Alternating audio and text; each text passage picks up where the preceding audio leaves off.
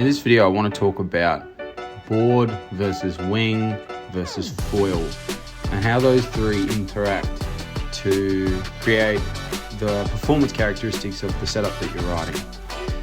And really, this is sort of a question to you guys as wingers to say, what's your opinion? Because we'll just want to break this down into pictures, which is always nice. So, and for anyone learning, this is interesting to know. Okay, so what we have here is board.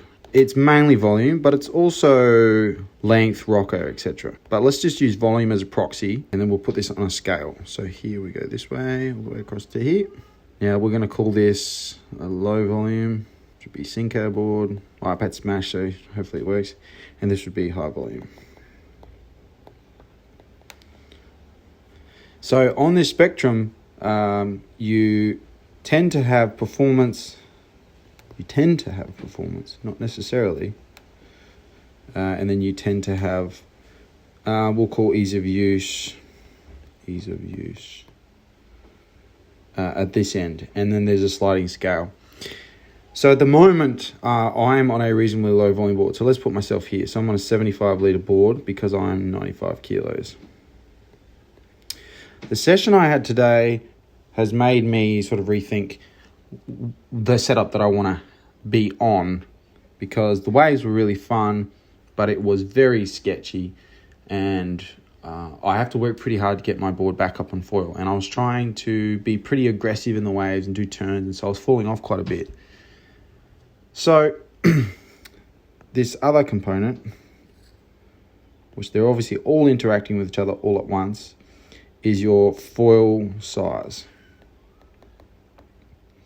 And once again, ease of use, and this as a proxy, you could use performance. It could be speed. Whoa, I don't know what's going on with this. Anyway, you know what that says. We could say this is area, and this would be, large wing, high aspect. This could be, foil size is more confusing because there's other parameters as well, like fuse and other things like that. Nonetheless, at the moment, I'm riding a reasonably large wing. So I'm on the 1099 ART. Great wing, really fast. Now, what I've just purchased is it's actually probably down this end. This scale's not great, but anyway. I've just purchased an 899 ART wing, which only has an area of about 850 squared, whatever it is, however you write that. And so I've now got this new predicament where I'm on a board that is pretty low volume. That can be hard for me to get up on foil, even in reasonably good conditions. I have to work really hard. But then I want to be on a wing that's really fast, because today the experience I was having was that I had the chance to ride a lot more performance, and I think the bit that I needed to, the foil that I was on was a bit too big for the power of the wave, so I wanted to be on this wing. But if I would have had to work even harder on my 75 litre board. So for today, I actually would have preferred to be on a 95 litre board. And I think that's the way I'm going to head. Now, just to state the other variable for those who are learning and trying to think about this, once again, we'll go ease of use, EOU, and then performance. And obviously there's speed and other points in this. So, and that is wing size.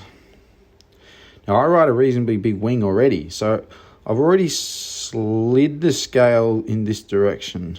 So I'm on a 6 meter unit. I've already slid the scale this way. I'm tending towards ease of use. And I think I'm going to tend towards ease of use on my board as well. Because once I'm up on foil, that's where I want the performance. This looks very scrappy. But I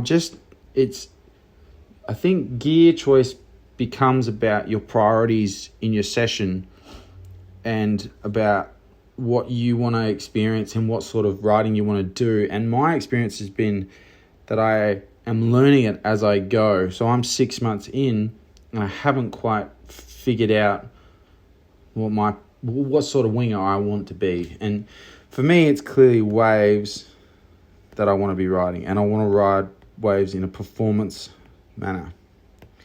And what that means is I want to be able to go out in light winds, because that's when the waves are even better. And I want it to be easy to get up on foil so that I can progress pretty quickly. And a 95 litre board isn't it's not a small board for my size. So I'm not going too far into the ease of use. Because, I think if you're on a 120 litre board and you're trying to do performance surfing, you might have some limitations. But that's just where I'm at the moment. So what I'm thinking is I'm going to end up with a 95 litre board. My kid's crying, which is awesome. A performance wing, performance foil. My iPad's smashed, so. And a large wind wing.